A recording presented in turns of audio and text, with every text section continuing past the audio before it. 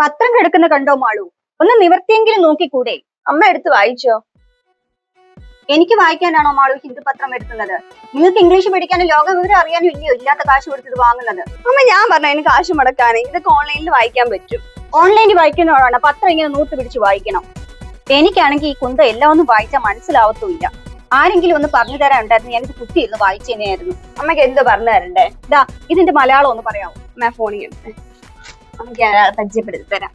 അമ്മ എന്ത് വേണേലും ചോദിച്ചോ, ഇംഗ്ലീഷിന്റെ മലയാളമോ മലയാളത്തിന്റെ ഇംഗ്ലീഷോ എന്ത് വേണേലും. എനിക്ക് വലിയ നാണക്കേടാ.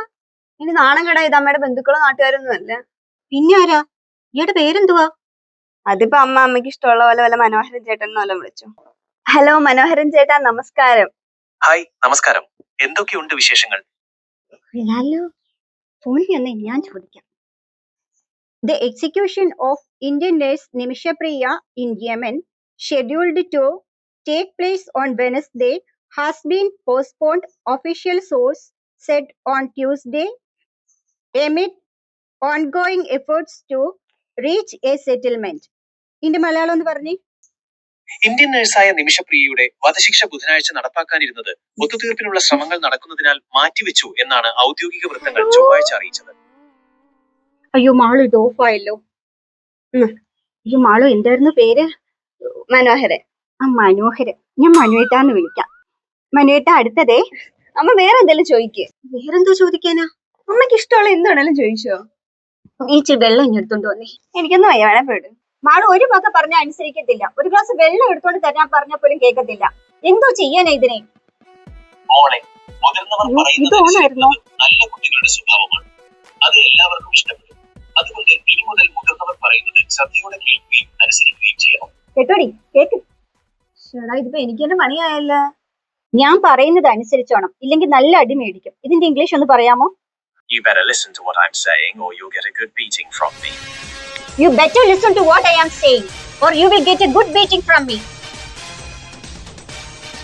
എത്ര നേരമായിട്ട് വിളിക്കുക, എങ്ങാണ്ട് റേഞ്ച് ഇല്ലാത്തടത്തെങ്ങാണ്ട് പോയി കിടക്കുക. ബെല്ലുണ്ട്. ഹലോ, എന്താടി? എന്തുവാ? ഇന്നലെ മുതൽ വിളിക്കുക. ഒന്ന് ഇങ്ങോട്ടൊന്ന് വിളിക്കണം, അതല്ല അങ്ങോട്ട് വിളിച്ചാൽ ഫോൺ ഒന്ന് എടുക്കണം. ചേട്ടാ, ഞാൻ ഒരു അത്യാവശ്യത്തിന് പൂക്കോട്ട് വരാമെന്ന് പറഞ്ഞില്ലേ, പിന്നെ എന്തിനാ എപ്പോഴും കിടന്ന് വിളിക്കുന്നത്? നീ ഫോൺ കട്ട് ചെയ്തിട്ട് പോയെ. 2 ദിവസമായി പൂക്കോട്ടോ പാക്കോട്ടോ അന്നും പറഞ്ഞിട്ട് പോയി കിടക്കുക. ഒന്ന് ഇങ്ങോട്ട് വിളിക്കണം, അതും ഇല്ല. അങ്ങോട്ട് വിളിച്ചാൽ ചാടി കടിക്കാനും വരും. ഇങ്ങനെയുണ്ടോ ഭർത്താക്കന്മാര്? മനുവേട്ടാ, ഈ പൂക്കോട് എന്ന് പറഞ്ഞ സ്ഥലം എവിടാ? പൂക്കോട് കേരളത്തിലെ വയനാട് ജില്ലയിലെ ഒരു മനോഹരമായ സ്ഥലമാണ്. പ്രകൃതി ഭംഗി കൊണ്ട് അനുഗ്രഹീതമായ ഇവിടം ഒരു പ്രധാന വിനോദസഞ്ചാര കേന്ദ്രം കൂടിയാണ്. പൂക്കോട് തടാകമാണ് ഇവിടുത്തെ പ്രധാന ആകർഷണം. തടാകത്തിന് ചുറ്റും നിബിഡമായ വനങ്ങളും മലനിരകളുമുണ്ട്.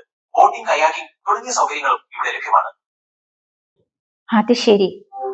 അപ്പം മോനെ അത്യാവശ്യമാണെന്നും പറഞ്ഞ് ടൂറ് പോയേക്കോ അല്ലയോ? നീ വാ. Good evening.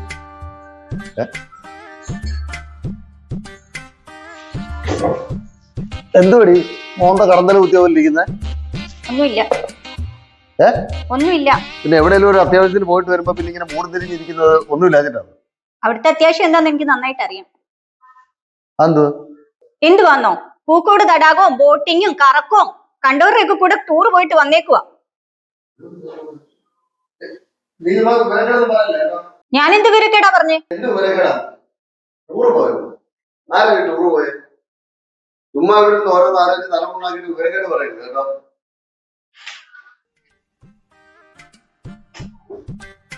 മനുവേട്ടാ, നിങ്ങൾക്ക് മാത്രമേ എല്ലാം അറിയാവൂന്ന് ധരിക്കരുത്. എനിക്കും എല്ലാം മനസ്സിലാവും. എന്റെ ഇംഗ്ലീഷ് ഒന്ന് പറയാവോ? ഞാനൊരു കാര്യം പറഞ്ഞേക്കാം. Don't assume you are the only one who knows everything. I am capable of understanding things too.